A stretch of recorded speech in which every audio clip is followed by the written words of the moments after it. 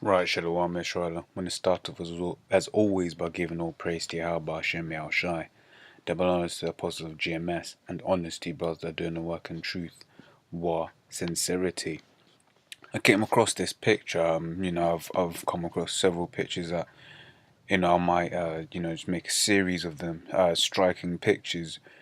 But this one, in this case, it just epitomizes how Esau has spun things upside down. Here it is, the bum in this picture. This guy down here is actually the richest. He actually has the most wealth. Whereas in Esau society, apparently having more debt means you're better off. Take the case of the United States of America. They have the world's largest debt. They cannot recover from their debt. Yet they'll contrast themselves to the Russia, for instance. I remember it was on Max Kaiser, I believe, or one of them economic shows, which is basically talking about how Russia has a GDP to has a debt to GDP ratio of 11%, contrasted with the US, who has a debt to GDP ratio of 100%, right? And yet people go on and say that the America is a stronger economy. And that's, like I said, once again, epitomizing this picture here. You got all of these suave looking people, and they actually have less money than this homeless guy here.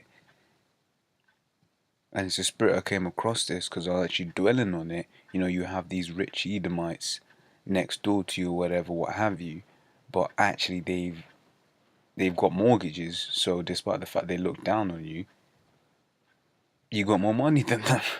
£1 million mortgage, that means they're in £1 million worth of debt. Whereas you might only have £10. So you're plus £10 and they're minus 1 million. This is Isaiah 29 and 16. So I'm just gonna go through a few scriptures that came to my head when I saw this picture. So this is Isaiah 29 and 16. It says, "Surely your turning of things upside down shall be esteemed as the potter's clay. For shall the work say of him that..." Well, that's the point. You're turning of things upside down, man. Right? Because, like I said, the richest person in this picture is actually the carnally richest, Slovakia, should I say, the carnally richest person in this picture is who everyone would call a bum. Right, and in fact, that's actually quite spiritual, as I'm saying this, because when you take a look at all of these other camps, the one that everyone likes, all of the other ones, IUIC, they're spiritually poor, they're spiritually in debt. Whereas the bum camp, GMS, starting from the apostles on down through the power of Yahweh Hashem Shai, we're spiritually rich.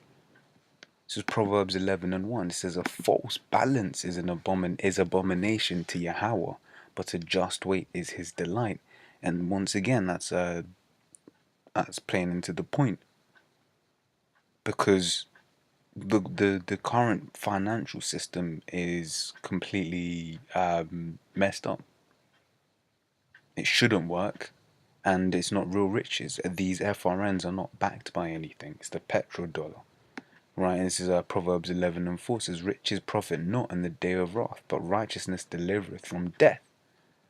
Right? Because ultimately, this 53 million this geezer doesn't have, at the end of the day, and the $7 this geezer has, because the scriptures also said, damn, let me pull that up. It's in Micah, I believe.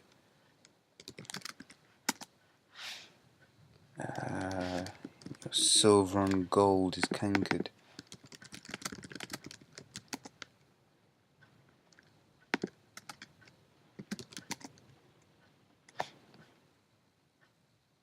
Salaki, I'll just find what that word. Nehu, in his name?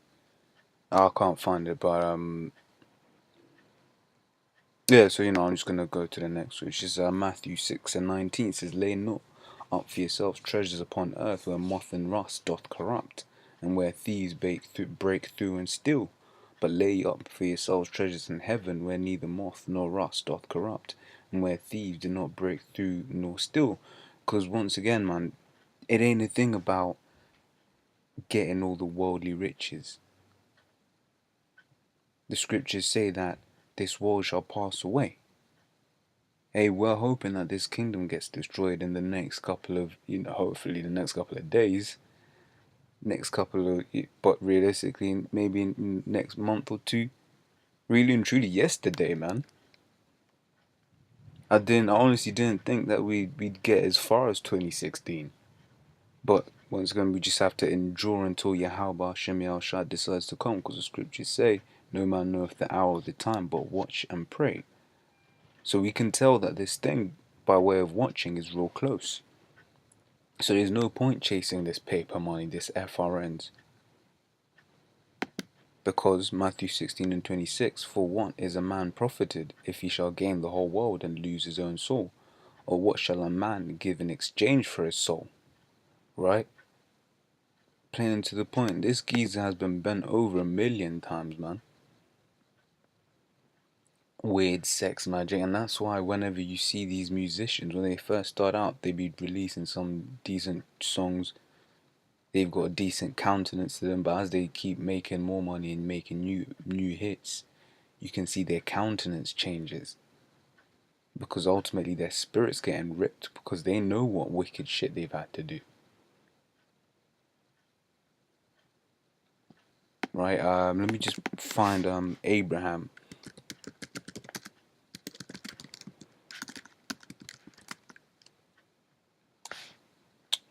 No.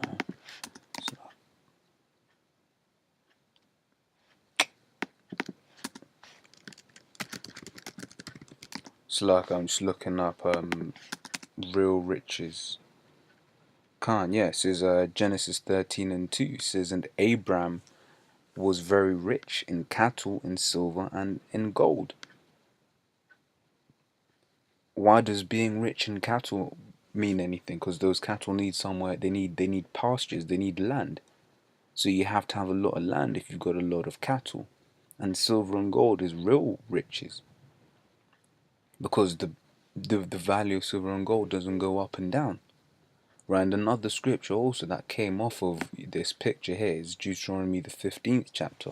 It's talking about the year of release, because another reason why Esau's monetary system is so fucked up is because he doesn't practice the year of release. After seven, at the end of every 7 years, you're supposed to cancel debts.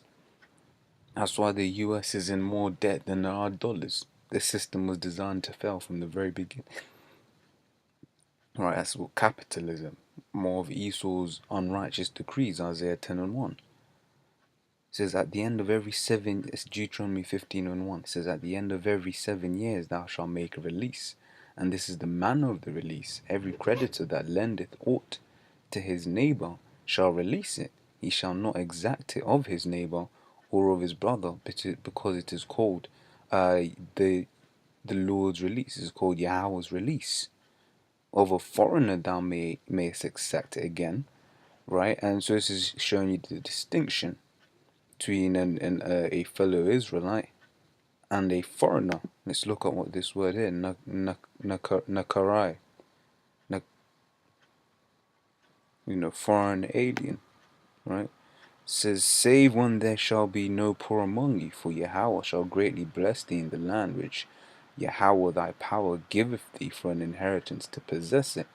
Only if thou carefully hearken unto the voice of Yahweh thy power, to observe to do all these commandments shall command thee this day. For Yahweh thy power blesseth thee. And this is one of the good things now. Right? This is what's gonna be when we're finally in the kingdom. Right? It says, as he promised, he says, and thou shalt lend unto many nations, but thou shalt not borrow. Right now, we're under the curses. And one of those curses is we shall go unto our enemy in want of all things. Right now, we're doing all the borrowing. Esau doesn't lend from Jake. Esau doesn't borrow from Jake. Jake is just happy to survive, man. Jake be living paycheck to paycheck. These Edomites aren't in trouble as other men, as the scriptures say. And you can see, Now, let me not digress. It says, and thou shalt lend unto many nations, but thou shalt not borrow, and thou shalt reign over many nations, but they shall not reign over thee. Right, and that's one of the brilliant things that we have to look for in the kingdom, not having to be in subjection to any heathens, man. So with that, hopefully you've seen some edify. I have so hopefully been edified. Like I said, I was just some of the scriptures that popped up into my head when I was looking at this image here. Just to finish the point, in this world, the spiritually, I mean, the carnally so-called rich are the ones that just have lots of debt. They ain't really worth anything. And I made the liken that also into this truth of ours. Because in the world of Israel, the men of GMS were seen as the bombs, were seen as the lowly, the piece of shit. When really and truly, through the power of Yahweh Shem Shai, we're the spiritually rich. We're richer than all of these other guys. Alright? So with that, I'm just going to say Shalom.